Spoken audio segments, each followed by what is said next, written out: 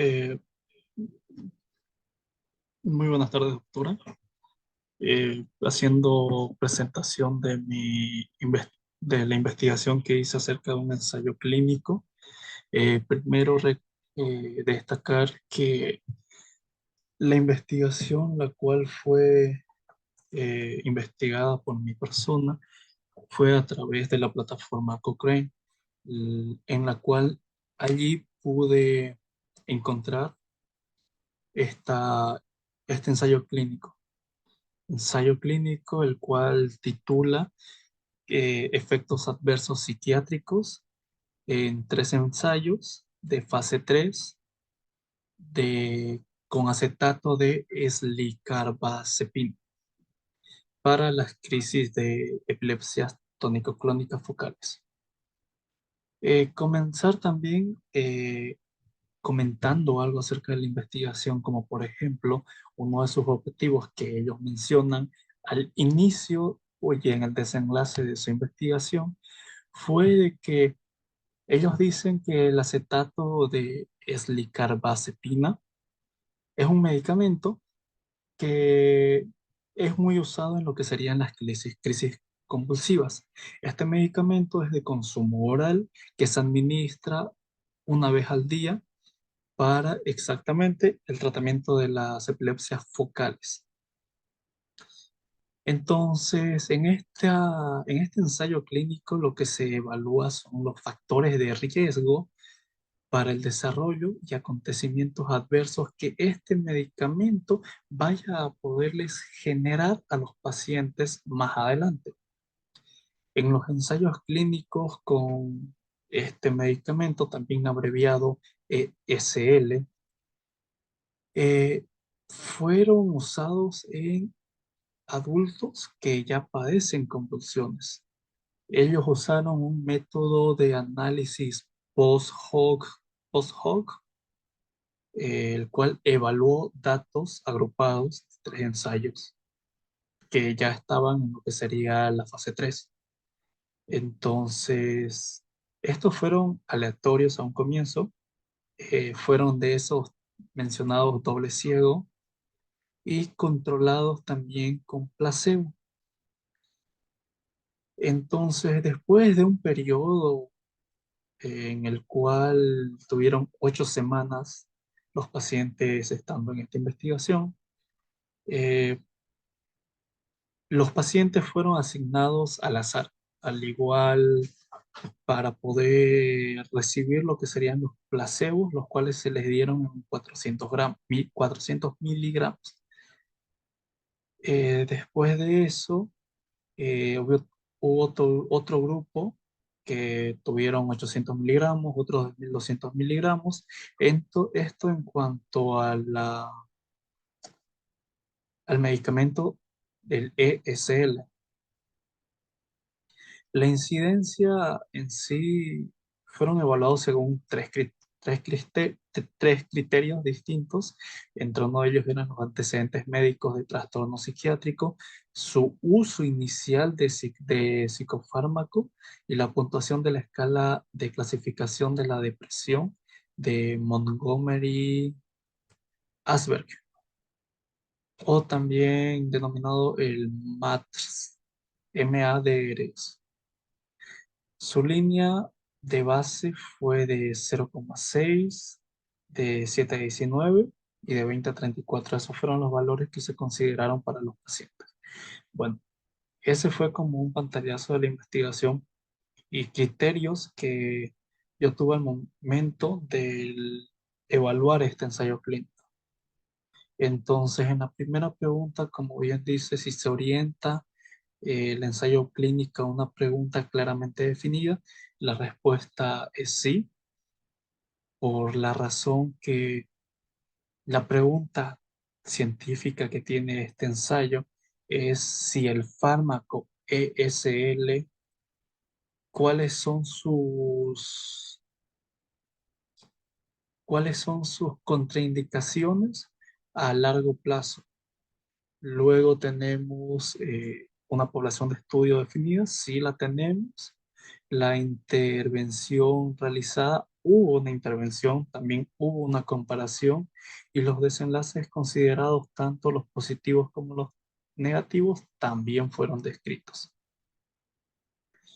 Fue aleatoria la asignación de los pacientes a los tratamientos. En una cierta etapa sí fue aleatoria, pero en otra etapa también fueron seleccionados por conveniencia. Entonces esa pregunta por ese motivo fue que lo marqué un C.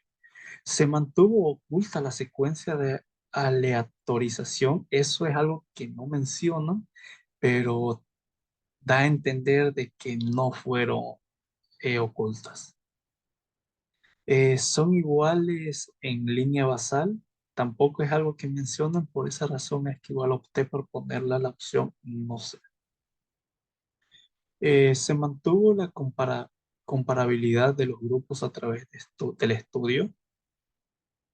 Desviación, uno que dice desviaciones por problemas en la asignación o en la incorporación al grupo cegado. En esa parte sí, como ya lo mencioné incluso al inicio, al dar el pantallazo de la investigación. Desviaciones por problemas en la adhesión al tratamiento cegado, eso no pasó. Y pienso en que pueden influir en el análisis esos detalles. En sí sería verdad que esos detalles pueden llegar a influir, pero que eso con los estudios más ya cuando estén en una fase 4 pueden irlos determinando. ¿Fue adecuado el manejo de las pérdidas durante el estudio?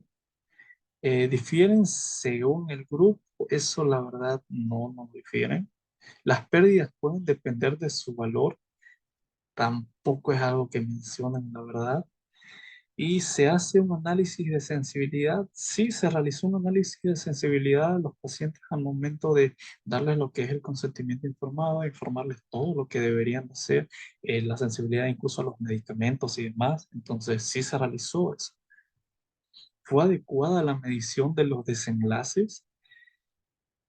El tipo de desenlace medido y método usado, sí, tuvieron todo eso, ya que por algún motivo tuvieron tantos grupos de estudios variados y en el cual usaron distintos métodos de intervención.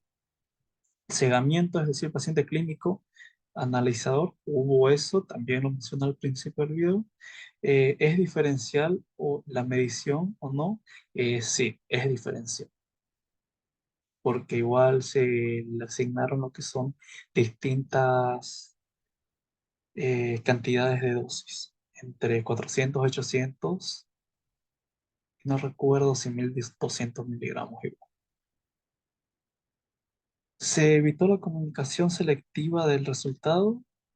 eh, Hay reporte selectivo de desenlace o reporte selectivo de análisis. No hay nada de eso en el ensayo clínico. Entonces, por esa razón coloqué un no. Luego tenemos la pregunta de cuáles son los resultados, cuál es el efecto del tratamiento para cada desenlace. Para esto opté la opción de colocar un análisis hecho por mí a través de los análisis que se fueron analizados en el ensayo clínico, de todos los resultados que obtuvieron a través de sus fases de intervención, que fueron intervenciones médicas con productos farmacológicos. En este ensayo fue con el medicamento ESL y también con medicamentos placebos. Entonces es allí donde yo preferí realizar una opinión para que de esa manera igual fuera más entendible. Al igual que en la pregunta de cuál es la precisión de los estimadores del efecto, de ese mismo motivo es que realicé un análisis de los resultados para que estos sean analizados. ¿Pueden ayudar estos resultados? La respuesta es sí y no, por eso me mantuve en una posición de no sé, ya que si bien por una parte pudieron determinar que el uso de placebos es algo que puede aliviar, pero también el medicamento es algo esencial para estas personas. Lo que en lo que pudiera ayudar es en hacerles un tratamiento mixto, pero tampoco se puede saber si es que este tipo de tratamiento mixto vaya a funcionar con todas las personas, ya que todos pueden tener un grado de epilepsia focales distintas, en las cuales algunos pacientes sí necesiten de este fármaco todos los días, pero también otros que pueden tenerlas en cantidades menores, de las cuales a comparación de un paciente que esté más grave, pues hay otros ensayos parecidos a este. Sí, como bien se mencionó incluso al inicio, se hizo la comparativa con tres ensayos que ya estaban en fase 3. Entonces eso ya nos indica que sí hay otros tipos de ensayos parecidos a este y que se unieron para poder realizar este ensayo clínico que estoy defendiendo el día de hoy. Luego se han tenido en cuenta todos los resultados y su importancia clínica, las utilidades y disutilidades de cada desenlace, balance, efectos positivos, negativos, preferencia del paciente, costes, etcétera, sí fueron considerados y es algo que también intentaron no ser muy invasivos en el bolsillo del paciente. Luego, los beneficios en cuanto a preferencias del paciente o costes, etcétera, eso sí ya no fueron muy considerados. Entonces, por último, los beneficios a obtener justifican los riesgos y los costes.